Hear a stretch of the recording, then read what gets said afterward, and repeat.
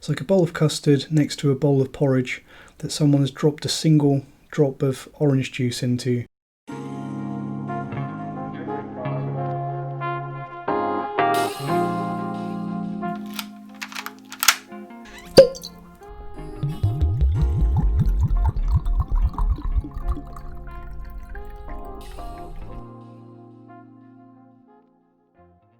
Hello whisky fans, this is a review for Kenmore blended Scotch whisky. So for those of you who don't know, Kenmore is not a distillery, it's a brand invented by Marks and Spencer's supermarket here in the UK. So if you're outside of the UK, there's a good chance that you won't be able to get hold of this. Sorry about that. So Marks and Spencer's, or M&S as they like to brand themselves now, because they're seen as a bit of a prestige supermarket here in the UK, something that they quite often like to do with your beers and spirits is to approach a distillery or an independent bottler, and they'll ask for a tailor-made product, and they'll then put the Marks and Spencer's logo on it rather than selling a product of another company.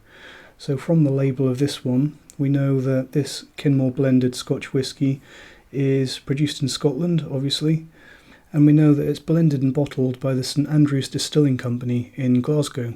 So this is a blended Scotch whisky, not a blended malt, so we know that there's going to be at least one grain whisky in here, and more likely than not, probably a large percentage of what goes into the bottle is going to be grain whisky.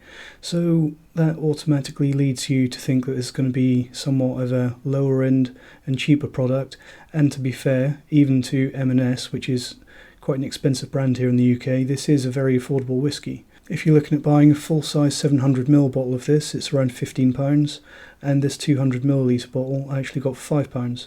Now, the first time that I tried Kenmore blended Scotch, it was actually in a gift set of several miniature whiskies. I think there was a mystery malt from Speyside, there was a blended malt, I think there's a basic Glengoyne, probably the 10-year-old, and the Kenmore. So when I bought the set, I thought the two single malts are probably going to be the best buy, blended malt will probably be okay, and you get a free sample of blended whisky in there as well. I was actually really surprised that the blended malt and the blended Scotch actually stood up really well to the so-called proper whiskies in the gift set. So it just goes to show it's always worth keeping an open mind about these things. Let's have a quick look at the label then. So as we said, Kenmore, not a distillery, it is a brand. And we know that it's produced by the St Andrews Distilling Company. And I find this really refreshing. There's actually quite a lot of information on the label for this whisky, despite it being so cheap and seemingly no frills. We know that it's a 5-year-old whisky, so even though it's only 2 years older than the regulated minimum, they're choosing to tell us the age of the whiskies that go into this, so bravo. We also know that it's 40% ABV, so bare minimum there. But what is really nice is that you get something on the bottle here that you almost never see on Scotch whisky, at least not here in the UK, where it's not regulated by law. They've actually put ingredients. So from the back label, we know that the ingredients in this bottle are no more than demineralised water. So it's probably going to be filtered and demineralised tap water coming off the mains. Grain whisky, malt whisky, and colour, plain caramel. So would be nicer if they didn't colour it, but at least they're telling us. And that's quite surprising to see in such a cheap whisky, that level of transparency. Really good. I've also got the words on the top of the label here, Special Reserve. Now, a word to the wise, when you're buying whisky, if you see the words Special Reserve or Finest, Exclusive, Old, especially if it doesn't have a number attached to it, those words can be generally taken almost ironically. They mostly aren't regulated by law, and a lot of distillers and bottling companies will put those words on the label, tend to be on the labels of cheaper, younger, lesser whiskies, and because there's no legal definition of them, they don't really have to mean anything at all. And lastly, on the label on the front, there's a little brief tasting notes and description of the whisky. So either in the words of M&S or St Andrews Distilling Company, this whisky is full, smooth and lightly peated. Kenmore is a unique age blend which achieves the highest standard expected of the best whiskies in Scotland. So I'm not sure whose standards they're talking about there, but we'll see if that's true. So, possibly Here Be Dragons, are 5-year-old, very cheap whisky of unknown origins. Let's see how it noses. So the first thing that really jumps out is that this is not a single malt heavy blended Scotch. There's definitely a lot of grain whisky gone into there, but it's not bad grain whisky. Getting lots of sweet vanilla and custard notes, sort of the sort of thing that you would expect from a decent grain whisky matured in some reasonably good quality bourbon casks. I'm also getting a little bit of a confectionery note, and it's something that I'd describe as like a chewy watermelon sweet, maybe like a watermelon starburst or opal fruit or whatever they're called these days. And also on the nose, which it did allude to on the label, lightly peated, there is a little bit of smoke in there as well. It's not an aggressive smoke and there's not a huge amount, but there is definitely quite a nice hint of peppery smokiness to this. It's completely in the background, but it does add a nice little bit of complexity to the nose.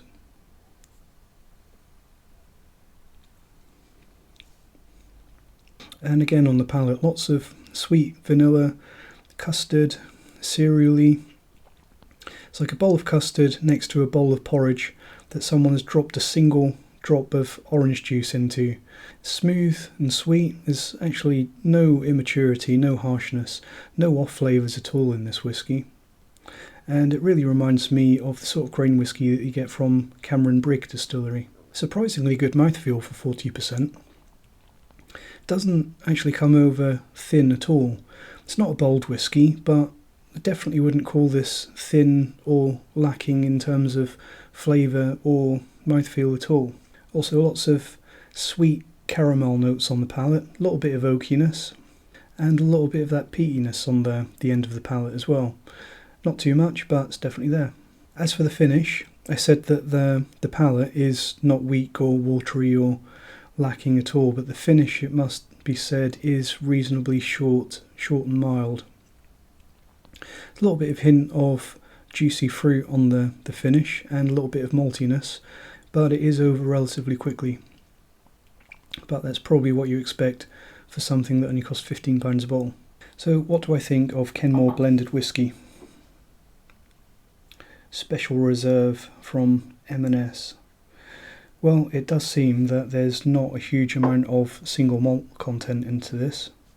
It's definitely a lot of grain whisky, but that's not to say that it's a bad whisky, because the grain whisky that you've got in there and what single malt they have put in, including that rather nice peated single malt, is reasonably robust and very pleasant.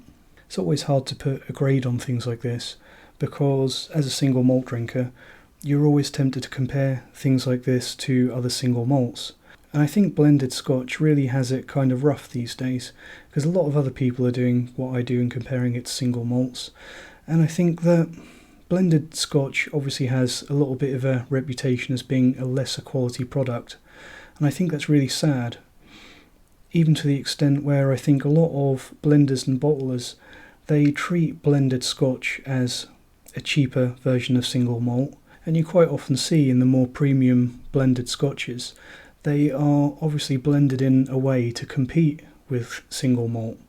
And it almost never works. If you're keeping the price at a competitive level, I really think that it's a bad idea to try and create a blended Scotch which competes with single malts at their own game. I think it's a much smarter idea when you're making a blended Scotch to focus on the strengths of what a blended Scotch is. And I think the easiest way to do that is maybe top dress with a little bit of peated malt for some extra character, as they've done here, and to rely on some quality grain whisky. Rather than using the grain whisky as a cheap filler, why not embrace what blended Scotch is and use some quality grain whisky and make it a key part of the flavour experience? And I think that's what they've rather successfully done with this Kenmore whisky. As for a grade, it's always difficult because you're comparing basically an entirely different product to the single malts that we're used to, but I'm going to give this a B-. So who am I recommending this one to? Well, firstly, it's very cheap. For £5, it's basically the price of one whisky in a pub. You can get a 200ml bottle of this. so you're really not going to lose anything from your fiver. But I probably wouldn't recommend this to beginners in the world of fine whisky. Anyone who's starting out on their journey of really appreciating whiskies, you would probably be better off looking at some mid-range single malts. A lot of people who are new to picking out flavours and sort of analysing whiskies, they might be mistaken for thinking that there's not too much going on in this one. I would definitely recommend it for anyone that's a fan of good grain whisky, and I'd really recommend it to the more experienced single malt drinkers who perhaps haven't tried anything but single malt lately, because it's a really nice change of scenery and a good way to keep an open mind. Cheers.